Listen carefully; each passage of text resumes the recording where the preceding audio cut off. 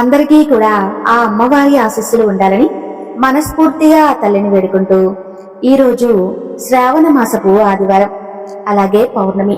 ఈ మాసమంతా కూడా నారాయణుని యొక్క కథలు వినడం నిజంగా మన యొక్క అదృష్టం. కాబట్టి ఈ కథ విన్నా కానీ భక్తి శ్రద్ధలతో వినండి. స్వామివారి యొక్క అనుగ్రహం మనపై తప్పకుండా ఉంటుంది. వీడియో నచ్చితే తప్పకుండా లైక్ చేసి సపోర్ట్ చేయండి. సిరోలా అనే గ్రామంలో వేదశాస్త్ర పారాయణుడు, ఉదారుడు అయినటువంటి గంగాధరుడు అనేటువంటి ఒక బ్రాహ్మణుడు ఉండేవాడు. అతని భార్య శాంతాదేవి మహాపతివ్రత. ఆమెకు 5 కొడుకులు పుట్టారు, కాని ఒక్కరు కూడా దక్కలేదు.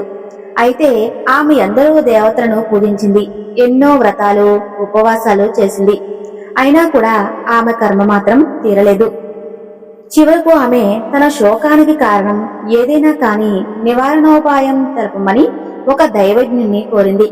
అతను, అమ్మా, నీ గర్భకోశానికి కారణం నువ్వు చేసినటువంటి పూర్వ పాపమే. గర్భపాతం చేసిన, ఇతరుల ధనం అపహరించిన తర్వాత జన్మలో పుట్టినటువంటి బిడ్డలందరూ చనిపోతారు. నీవు గత జన్మలో శౌనక గోత్రుడైనటువంటి ఒక బ్రాహ్మణుని వద్ద 100 రూపాయలు అప్పుగా తీసుకుని అతను ఎంత బ్రతిమలాడినా కూడా తిరిగి ఇవ్వలేదు. అతను ఆ దిగులుతో ఆత్మహత్య చేసుకుని పిశాచమై ఈ జన్మలోని పిల్లలందరినీ చంపుతున్నాడు. నీవు ఈ కర్మ అనుభవించక తప్పదు అని చెప్పాడు. ఆమె పశ్చాత్తాపంతో అతని పాదాలపై పడి ఆ పాపానికి పరిహారం ఏమైనా ఉంటే చెప్పమని కోరుకుంటుంది. అప్పుడు దైవజ్ఞుడు జాలపడి, అమ్మా, ఆ బ్రాహ్మణుడు ఆత్మహత్య చేసుకున్నందువలన అతనికి శ్రాద్ధ కర్మలు ఎవరూ కూడా చేయలేదు. అతను ఆత్మహత్య చేసుకోవడం, అంత్యక్రియలు జరగకపోవటం ఇవన్నీ కూడా కేవలం నీ వలనే జరిగాయి. కాబట్టి అందుకతను ఇప్పుడు పిశాచమై నీ బిడ్డలను చంపుతున్నాడు. కాబట్టి నువ్వు ఒక నెల రోజుల పాటు పంచగంగా స్నానం చేయాలి. నిత్యం 7 సార్లు మేడి చెట్టుకు యథావిధిగా ప్రదక్షిణ పూజ చేసి శ్రీ గురుని పాదుకలకు పూజా అభిషేకం చేస్తూ ఉపవాసం చేయి. ఆ తర్వాత నువ్వు అతనికి అంత్యక్రియలు చేసి అతని సకోత్రికుడైనటువంటి ఒక బ్రాహ్మణుడికి నీవు అపహరించినటువంటి 100 రూపాయలు దానంగా ఇవ్వాలి. అలా చేస్తే నీకు కలిగినటువంటి సంతానం నిలుస్తుంది. అప్పుడు నీ దోషాలు తొలగిపోయి శ్రీ గురుని యొక్క అనుగ్రహం వలన పూర్ణాయుద్ధు గల కొడుకు నీకు కలుగుతాడు అని చెప్పాడు. ఆ మాటలు విన్నటువంటి శాంతాదేవి దీనంగా, అయ్యా, నేను శరీరంతో శ్రమించి మీరు చెప్పినటువంటి మాసవ్రతం చేస్తాను, కాని ఆ బ్రాహ్మణుడి యొక్క సగోత్రునికి దానం ఇవ్వడానికి నా వద్ద అంత పైసలు లేదు. మరి నేను అందుకు ఏం చేయాలి అని వాపోతుంది. అందుకు ఆ దైవజ్ఞుడు, అమ్మా, అలాగైతే నిర్మలమైనటువంటి మనసుతో నేను చెప్పినట్టుగా శ్రీ గురుపాదాలకు అర్పించి నీ శక్తి మేరకు దానం ఇవ్వు. అలాగే ఆ ఉదంబర వృక్షంలో నిత్య నివాసం చేస్తున్నటువంటి శ్రీ గురుడు పరమ దయామూర్తి. నీవు ఆ భక్తికి నీకున్నటువంటి ఆ భక్తికి మెచ్చి నీ పాప పరిహారం తప్పకుండా ఆయన చేస్తాడు అని చెప్తాడు. అప్పుడు ఆ శాంతాదేవి పంచగంగా సంగమానికి వెళ్లి దీక్షగా వ్రతాన్ని ఆచరించడం ప్రారంభిస్తుంది. 3వ రోజు ఆమె ప్రదక్షిణం చేసి నిరసంతో పడుకోగానే కునుకు పట్టి స్వప్నం వస్తుంది. అప్పుడు ఆమెకు కలలో ఆ పిశాచం కనిపిస్తుంది. ఆమెను భయపెట్టి తన సొమ్ము తిరిగి ఇవ్వకుంటే ఆమె వంశం మొత్తం కూడా నాశనం చేస్తానని ఆమె మీదకు దూకుతూ ఆమెను భయపెడుతూ ఉంటాడు. అప్పుడు ఆమె మేడి చెట్టు వద్దకు పరిగెత్తుకుంటూ వెళ్తుంది. అక్కడ గురువు ఉంటాడు. ఆమె ఆయన చాటుకు వెళ్తుంది. గురుడు ఆమెకు అభయమిచ్చి ఆమె మీదకు వస్తున్నటువంటి ఆ పిశాచాన్ని అడ్డగిస్తాడు. అప్పుడు ఆ పిశాచం ఆయనతో తనకు ఆమె చేసినటువంటి అన్యాయం గురించి చెప్పి, స్వామి, మీరు తపస్సులు, యతీశ్వరుడు, మీకు ఆమె పట్ల పక్షపాతం తగదు అని మొరపెట్టుకుంటాడు. అప్పుడు గురుడు కోపంతో, నీవు భక్తులను బాధిస్తే నిన్ను నేను తప్పకుండా శిక్షిస్తాను. ఈమె ఇలా బాధిస్తే నీకింకా పాపాలు చుట్టుకుంటాయే కాని అందుకు లాభం ఉండదు. ఈమె నీ డబ్బు అపహరించింది పూర్వజన్మలో, అవునా కాదా? ఈ జన్మలో ఈమె నిరుపేదరాలు. అందువలన ఈమె చేత పూర్వదైవిక కర్మలు చేయించి యథాశక్తి దానం ఇప్పిస్తాము. నీకు సద్గతి ప్రసాదిస్తాము. నేను చెప్పినది నీకు నచ్చితే సరే, లేకపోతే నీకు ఈ దుస్థితి తప్పదు. మేం మాత్రం ఈమె రక్షించి తీరుతాము అంటాడు. ఆ పిశాచం, స్వామి, కేవలం మీ దర్శనం వలనే నా కాఠిన్యం నశించింది. మీరెలా చేసినా కూడా నాకు సంతోషమే అంటాడు. గురుడు శాంతాదేవితో, అమ్మా, నీవు యథాశక్తి పైకం వెచ్చించి అతనికి ఉత్తమగతి సంకల్పించి అంత్యక్రియలు జరిపించు. నీ బ్రహ్మహత్య దోషం తొలగి పూర్ణాభ్యుగల కొడుకు కూతుర్లు కలుగుతారు అని చెప్పి వెనుక దైవజ్ఞుడు చెప్పినటువంటి విధానమే ఆమెకు ఆయన విధించారు. ఆమె నిద్రలేచి సంతోషంతో స్వామి చెప్పిన విధంగా చేసి ఆ రోజున ఆ బ్రాహ్మణుడికి ఊర్ధ్వదైహిక కర్మ చేయించింది. ఆమెకు బ్రహ్మహత్య దోషము, ఆ బ్రాహ్మణులకు పిశాచత్వము తొలగిపోయాయి. ఆ తర్వాత మరొక రోజున శాంతాదేవికి శ్రీగురుడు కలలో కనిపించి 2 కొబ్బరికాయలు ఆమె ఒడిలో వేసి, అమ్మా, నీ వ్రతం పూర్తి అయిపోయింది కదా, ఈ పరాయణకు ఈ కాయలు వాడుకో. అలాగే నీకు నిస్సందేహంగా వేద విధులు పుడతారు అని చెప్తాడు. ఆమె నిద్రలేచి చూసేసరికి నిజంగానే ఆ 2 ఫలాలు ఆమె పక్కన ఉంటాయి. ఆమె వెంటనే ఆ కల గురించి తన భర్తకు చెప్తుంది. ఆ దంపతులు సంతోషించి స్వామి చెప్పిన విధంగా ఆ కొబ్బరికాయలను పూజించి వాటిని పాలనకు ఉపయోగిస్తారు. ఆ తర్వాత కొద్ది కాలానికి ఆమెకి 2 మగపిల్లలు కలుగుతారు. పెద్ద పిల్లవాడికి 7వ సంవత్సరం, రెండవ వాడికి 3వ సంవత్సరం రాగానే పెద్దవానికి ఉపనయనము, రెండో వానికి చౌల సంస్కారము అంటే పుట్టు వెంట్రుకలు తీయించుట చేయాలని ముహూర్తం నిర్ణయిస్తారు ఆ దంపతులు. ఇక అందుకు తగినటువంటి అన్ని ఏర్పాట్లు చేసుకుంటారు. కానీ ఆ ముహూర్తానికి ముందు రోజున పెద్దవాడికి అకస్మాత్తుగా ధనుర్వాదం వచ్చి మరుసటి రోజు సాయంత్రం సూర్యాస్తమయం కల్లా అతను చనిపోతాడు. ఆ తల్లి శోకంతో తలను నేలకు కొట్టుకుంటుంది. గుండెలు బాదుకునేలా ఏడుస్తుంది. చివరకు ఆ బాధ తట్టుకోలేక స్పృహ తప్పి పడిపోతుంది. తిరిగి స్పృహ రాగానే ఆ బిడ్డను తలుచుకుని ఎంతగానో ఏడుస్తూ అతని శవంపై పడి ఇలా శోకించింది. నాయనా, మా ప్రాణరక్షకుడువు, వంశోద్ధారకుడైనటువంటి నీవు మమ్మల్ని విడిచిపోవడానికి అసలు నీ మనసు ఎలా అంగీకరించింది? 5 బిడ్డలను పోగొట్టుకున్నటువంటి నేను నిన్ను చూశాక ఆ శోకం మర్చిపోయాను. శ్రీ గురువు వరమిచ్చినందువల్ల నీపైనే నా ఆశలని పెట్టుకున్నాను. అప్పుడు అక్కడ జనులందరూ కూడా ఆమెను ఓదార్చారు. అమ్మా, నువ్వు ఇలా ఏడుస్తున్నందువల్ల నీ పిల్లవాడు మళ్ళీ బ్రతుకుతాడా చెప్పు? మృత్యుదేవతలను, ఋషులను, రాక్షసులను, అవతార పురుషులను కూడా వదిలిపెట్టదు. మానవులైనటువంటి మనము ఎలా తప్పుతుంది చెప్పు? నువ్వే ఆలోచించు, ఇలా దుఃఖించవద్దు అని చెప్తూ ఉంటారు. అప్పుడు అదంతా విన్నటువంటి ఆమె, నాకు దాపరిచినటువంటి పిశాచ భయాన్ని పోగొట్టి సాక్షాత్తు శ్రీ గురువే ప్రసాదించినటువంటి ఈ ఫలం విఫలం ఎందుకు అవ్వాలి? నేను కూడా ఈ బిడ్డకు తోడుగా ప్రాణమైనా విడుస్తాను అని ఎంతో పట్టుదలగా బదులు చెప్తుంది. ఆమె శ్రీ గురుణ్ణి స్మరించి, స్వామి, త్రిమూర్తి స్వరూపులైనటువంటి మీరు సత్య సంకల్పులని నమ్ముకున్నటువంటి నాకు ఇదేనా గతి? నేను మీరు చెప్పినట్లుగా ఈ ఉదంబర వృక్షాన్ని సేవించినందుకు ఫలితం ఇదేనా? నా విషయంలో మీరు విశ్వాసఘాతుకులయ్యారు. పిశాచ భూత తొలగించమని మిమ్మల్ని శరణ పొందినటువంటి నాకు ఇదేనా ఫలితం? పారిపోతున్నటువంటి ఆవు కసాయి వారిని శరణ పొందినట్లుగా ఉంది. ఇదంతా కష్టాలు నివారించుకోవడానికి దేవాలయంలో ప్రవేశించిన వారిపై ఆలయం విరిగిపడినట్టుగా ఉంది. ఇదంతా నాకు ఇంతగా ఆశ చూపినటువంటి మీరు నా బిడ్డను ఎందుకు రక్షించారు అని రాత్రంతా కూడా ఆమె దుఃఖిస్తూ ఉంటుంది. మరుసటి రోజు ఉదయమే ఆ గ్రామంలోని బ్రాహ్మణులు వచ్చి ఆమెతో, అమ్మా, నీవిలా శోకించినందువల్ల ఏం ప్రయోజనం ఉండదు, ఏమీ లాభం కూడా ఉండదు. జరగవలసింది ఎలాగో జరిగిపోయింది. ఇక జరగాల్సింది ముందు చాలా పనులున్నాయి. అవన్నీ చూడు. నువ్వు ఈ మూర్ఖత్వం విడిచిపెట్టి శవాన్ని కనుక ఇస్తే మిగతా పనులు, అంత్యక్రియలు అవి చేస్తాము అని చెప్తారు. కాని ఆమె మాత్రం తన పట్టు విడవకుండా, ఈ శవంతో పాటు నాకు కూడా అంత్యక్రియలు చేస్తే కాని, లేకుంటే ఈ శవనుకు ముట్టుకోవడానికి కూడా నేను ఒప్పుకోను. ఈ శవంతో పాటు నాకు కూడా అంత్యక్రియలు చేయండి. తా హృదయానికి గట్టిగా అతుక్కొని పెద్దగా ఏడుస్తూ ఉంటుంది. ఇంకా అక్కడ ఉన్నటువంటి ఆ బ్రాహ్మణులు అందరూ కూడా ఆశ్చర్యపోయి బిడ్డతో కలిసి అగ్ని ప్రవేశం చేయటం అన్నది కనీ విని ఇప్పటి వరకు ఎరగలేదు. ఇదెక్కడి ధర్మమో అనుకుంటూ ఉంటారు. అప్పుడు ఆమె ఏడుస్తూనే ఉంటూ మధ్యాహ్నం సమయం దాటిపోతున్నా కూడా వారికి శవాన్ని మాత్రం అప్పగించలేదు.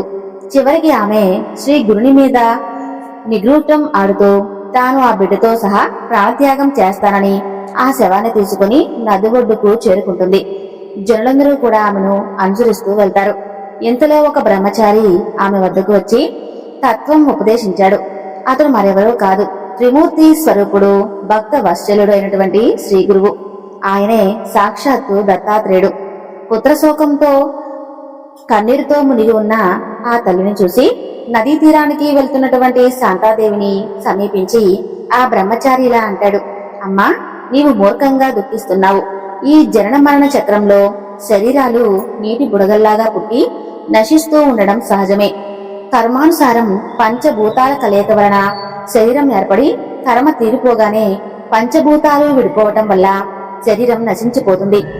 మాయకు వసూలైనటువంటి మానవులు తమ దేహమే తాము అన్నటువంటి భ్రాంతిని పొంది బిడ్డ, భార్య, మిత్రుడు అనేటువంటి మమకారాన్ని పెంచుకుంటూ ఉంటున్నారు. వారు సత్వగుణం వలన, దైవత్వాన్ని రజోగుణం వలన, మానవత్వాన్ని తమోగుణం వలన అధోగతిని పొంది కర్మఫలాన్ని అనుభవిస్తున్నారు.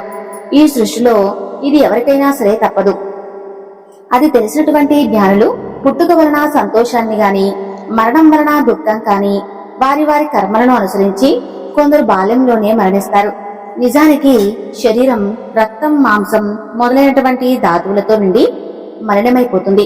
బుద్ధిమంతులు ఇటు శరీరాన్ని నిత్యం ప్రియము అని భావిస్తూ ఉంటారు.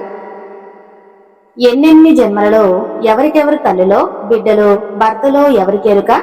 ఇతను నీ బిడ్డడు అనేటువంటి భ్రాంతితో నీవు ఇప్పుడు ఇలా శోకిస్తూ ఉన్నావు కదా. ఆ మమకారాన్ని విడిచిపెట్టి శాస్త్ర విధిని అనుసరించి అంత్యక్రియలకు వారికి శవాన్ని అప్పగించు. ఆ మాటలు విన్నటువంటి శాంతాదేవి, అయ్యా, మీ కరుణతో ఉపదేశించింది ధర్మమే, కాని అది నా మనసులో కొంచెం కూడా నిలవడం లేదు. జనన మరణములను మూలం కర్మే. అయితే భగవంతుని సేవ వలన నశిస్తుందని పెద్దలు ఎలా చెప్పారు? నాకు పూర్వకర్మ దోషం ఉన్నదని తెలిసే నేను స్వామిని సేవించాను. శ్రీ గురువు నాకు అభయమిచ్చి వరాన్ని ఇచ్చారు. ఇప్పుడు మరి నన్ను ఎందుకిలా ఉపేక్షించారు? రోగులు వైద్యులిచ్చేటువంటి మందులో జబ్బు తగ్గించుకుంటున్నారు కదా. పేదవారు శ్రీమంతులు ఇచ్చేటువంటి ధనంతో కష్టాన్ని తొలగించుకుంటున్నారు. అలానే నేను శ్రీ గురుని సేవించి ఆయన ఇచ్చినటువంటి అభయాన్ని నమ్ముకోవడమే నా మూర్ఖత్వం అంటారా? ఈ నా బిడ్డ ఆయుష్మంతుడు అవుతాడని ఆయన వరమిచ్చాడు. నాకు దాపరించినటువంటి పిశాచి భయాన్ని పోగొట్టి సాక్షాత్తు ఆ భగవంతుడే ప్రసాదించినటువంటి ఈ ఫలం విఫలం ఎందుకయింది? ఆయన యొక్క ఈ కీర్తి నలుదిశలా వ్యాపించడానికైనా ఈ నా దేహాన్ని కూడా ఆయనకే సమర్పిస్తాను అంటుంది. అప్పుడు ఆ బ్రహ్మచారి, అమ్మా, అలా అయితే ఇక్కడ దుఃఖించింది ఎలాంటి ప్రయోజనం ఉండదు.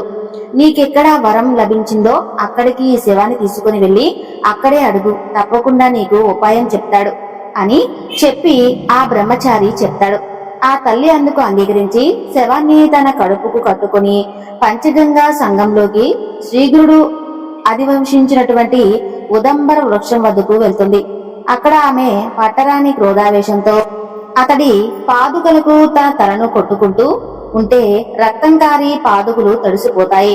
సాయంత్రం అయ్యేసరికి బ్రాహ్మణులు వచ్చి ఆమెతో, నీవు దుఃఖం అణుచుకుని కర్తవ్యం ఆలోచించు. ఇంకా కొద్దిసేపట్లో సూర్యుడు కూడా అస్తమించే సమయం అయిపోయింది. అస్తమించేలోపు అంత్యక్రియలు కూడా పూర్తి చేయాలి. శవం ఇంకా వాసన కూడా వస్తుంది కాబట్టి దాన్ని మాకు అప్పగించు. అంతేకాకుండా ఈ స్థలం ఊరికి ఎంతో దూరం ఉంది. ఏకాంతము భయంకరము అయినటువంటి ఈ ప్రదేశంలో మీరు ఇక్కడ ఉండవద్దు అని తొందర పెడతారు.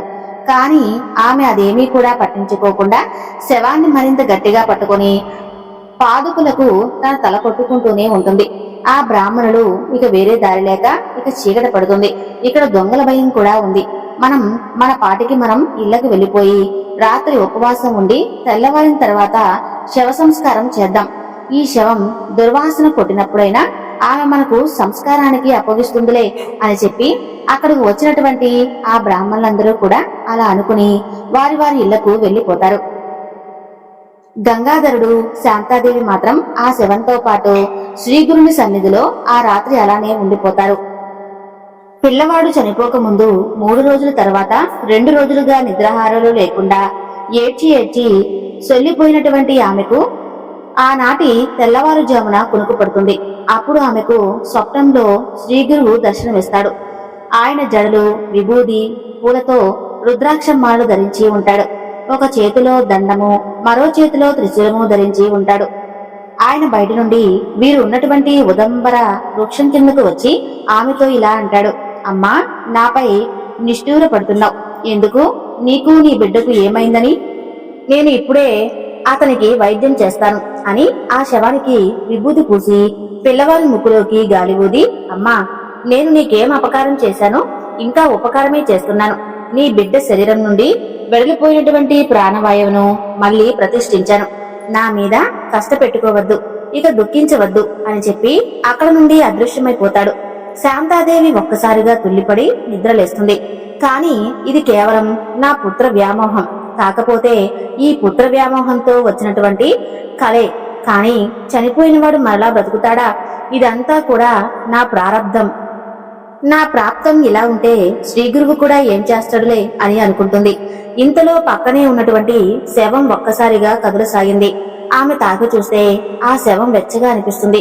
ఇంతలోనే ఆమెకు ఆ శరీరంలో ఏదో భూతం ఏమైనా ప్రవేశించిందేమోనని చెప్పి భయమేసి అక్కడ నుండి కాస్త దూరంగా వెళ్లిపోతుంది.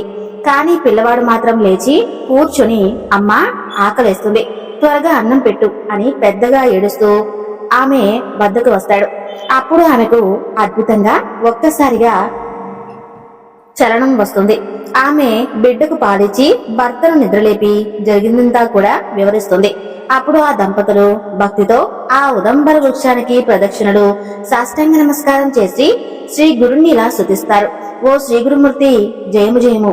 సాక్షాత్తు త్రిమూర్తి స్వరూపుడైనటువంటి మీరు భక్తులపై వాత్సల్యంతో మానవ రూపాన్ని ధరించారు. వారి హితం కోరి నిరంతరం వారిని కనిపెట్టి కాపాడి తరింపజేయడానికై ఈ క్షేత్రంలో మీరు వెలిశారు. భక్తుల పాపాలను హరించేటువంటి మీ మహత్యాన్ని వర్ణించడం ఎవరి తరమూ కాదు. తల్లివలే మీరు మా తప్పులు క్షమించి కృప చూపి మిమ్మల్ని మేము శరణ వేడుకునేలా చేశారు. తర్వాత వారు పిల్లవాడితో సహా వెళ్లి సంగమ స్నానం చేసి ఆ నీటితో గురుపాదుకులు కడిగి శుభ్రం చేసి ఉదంబర వృక్షాన్ని పాదుకులను అభిషేకించి పూజించారు. ఇంతలో సూర్యోదయం అయింది. శవదహనం కోసమని గ్రామం నుండి వచ్చినటువంటి బ్రాహ్మణులు ఆ బాలుడు బ్రతికి ఉండడం చూసి ఆశ్చర్యపడిపోయి శ్రీగురుని యొక్క మహిమను కొనియాడారు. ఆ దంపతులు ఆనందంతో బ్రాహ్మణులకు భోజనం పెట్టారు. ఆ తర్వాత పిల్లవాడు విద్యా వినయ సంపన్నుడు, దీర్ఘాయువు, భాగ్యవంతుడు అయ్యాడు. కాబట్టి నామధారక ఈ క్షేత్ర మహిమను వర్ణించడం ఎవరి తరమూ కాదు. అలాగే శ్రీగురుని యొక్క లీలలను వర్ణించడం కూడా ఎవరికి సాధ్యం కానటువంటి పని అని నామధారకుడికి సిద్ధయోగి చెప్తాడు. అలాగే అక్కడ ఉన్నటువంటి మేడి చెట్టు మూలలో శ్రీ గురుడు ఎప్పుడూ కూడా నిశ్చయంగా నిత్య నివాసం చేస్తున్నాడు అనేది ఇప్పటికీ కూడా అక్షర సత్యం. అక్కడ ఆయనను ఎవరైతే భక్తితో సేవిస్తారో అలా భక్తితో సేవించిన వారికి కోరినవన్నీ కూడా తప్పకుండా నెరవేరుతాయి. ఇందులో ఎలాంటి సందేహము లేదు. చెట్టు సాక్షాత్తు కూడా కల్పవృక్షమే అని సిద్ధయోగి నామధారకునితో శ్రీ గురుని యొక్క లీలలను చక్కగా ఈ విధంగా వివరిస్తాడు. ఈ రోజు గురు చరిత్రలోని గురుని యొక్క ఈ లీలను విన్నవారికి స్వామివారి యొక్క అనుగ్రహం అలాగే స్వామివారి యొక్క కటాక్షం అందరికీ ఉండాలని మనస్ఫూర్తిగా కోరుకుంటూ మరొక వీడియోలో కలుసుకుందాం. ఈ వీడియో నచ్చితే తప్పకుండా లైక్ చేయండి.